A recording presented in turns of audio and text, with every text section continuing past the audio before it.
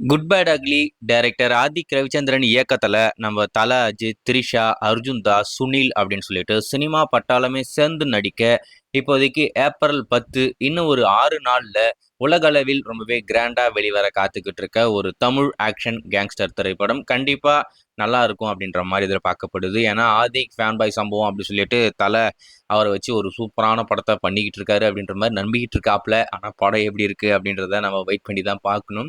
இன்னும் 6 நாள் தான் இருக்கு. அதில் குறிப்பாக ஏப்ரல் 9 நைட்டு 10 மணிக்கு ஒரு பேடு பிரீமியர் அப்படின்னு சொல்லிட்டு ஒரு விஷயத்த பிளான் பண்ணாங்க. ஆனால் அது நடக்க போறதில்ல, நடக்க வாய்ப்புகளே இல்லை அப்படின்ற மாதிரி தான் சொல்றாங்க. ஏன்னா ஏகப்பட்ட சட்ட சிக்கல் இருக்கு. இப்போ நைட்டு 10 மணிக்கு இந்த படத்துடைய ஷோ போட்டாங்க அப்படின்னு சொன்னேன். ஒருவேளை அந்த படம் கொஞ்சம் வேற மாதிரி இருக்கு அப்படின்னு சொன்னா தமிழ்நாட்டில் அதுக்கடுத்து அடுத்த ஷோ ஸ்டார்ட் ஆகுறதுக்கு கிட்டத்தட்ட 8 மணி நேரம் கேப் இருக்கும். ஸோ இந்த 8 மணி நேரத்தில் எல்லாரும் அந்த படத்தை பார்த்து முடிச்சிருவாங்க. அது மட்டும் இல்லாமல் ஏகப்பட்ட நெகட்டிவிட்டி வெளியே வந்துடும். அது மட்டும் இல்லாமல் இருக்கிற எல்லா சர்ப்ரைஸும் வெளியே வந்துடும் அப்படின்னு சொல்லிட்டு அந்த பிளானே வேண்டாம் அப்படின்ற மாதிரி முடிவு பண்ணியிருக்காங்க. ஸோ அது மட்டும் இல்லாமல் இந்த குட் பை டக்லி படத்துடைய ட்ரைலர் எப்போ தான் கொண்டு வருவீங்க அப்படின்ற மாதிரி எல்லாரும் வெறிகொண்டு காத்துக்கிட்டு இருப்பீங்க.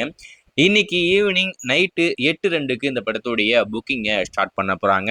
அது மட்டும் இல்லாமல் இன்னைக்கு ட்ரைலர் வரப்போகுது அப்படின்ற மாதிரி சொல்லியிருந்தோம். அதில் இப்போதைக்கு ஒரு மாற்றம், இப்போதைக்கு ஒரு தகவல் வந்திருக்கு. என்ன அப்படின்னு பார்த்தீங்கன்னா இன்னைக்கு அனௌன்ஸ்மெண்ட் கொடுத்துட்டு நாளைக்கு இந்த படத்துடைய ட்ரைலரை லான்ச் பண்ணலாம் அப்படின்ற மாதிரி முடிவு பண்ணியிருக்காங்களா மேம். அதாவது 5 நாள் கேப்ல ஒரு ட்ரைலர். இதுக்கு பேசாம அந்த ட்ரைலர் வராமலே இருக்கலாம் அப்படின்ற மாதிரி தான் நான் சொல்லுவேன்.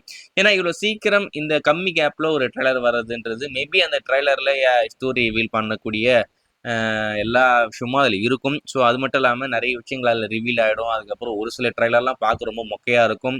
ஒரு சில படங்களுக்குலாம் ஏன்டா ட்ரைலரை கொண்டு வந்தீங்க, இருந்த எக்ஸ்பெக்டேஷன்லாம் போயிடுச்சுரா அப்படின்ற மாதிரிலாம் ஆகிடும். ஸோ இன்னும் 5 நாள் தான் இருக்குது. பேசாமல் ட்ரைலரே இல்லை அப்படின்னு சொல்லிட்டு இந்த படத்தை கொண்டு வந்தால் கூட ஏதோ நல்லா இருக்கும் தான் எனக்கு தோணுது.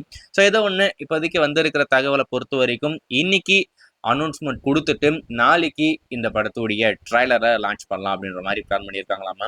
ஸோ வெயிட் பண்ணி பார்ப்போம். அது மட்டும் இல்லாமல் இன்னைக்கு புக்கிங்கும் ஓப்பன் ஆகும் போது, ஸோ புக்கிங் ஓப்பன் ஆகிடுச்சுன்னா டிக்கெட் புக் பண்ணிட்டு தியேட்டரில் போய் இந்த படத்தை பாருங்க.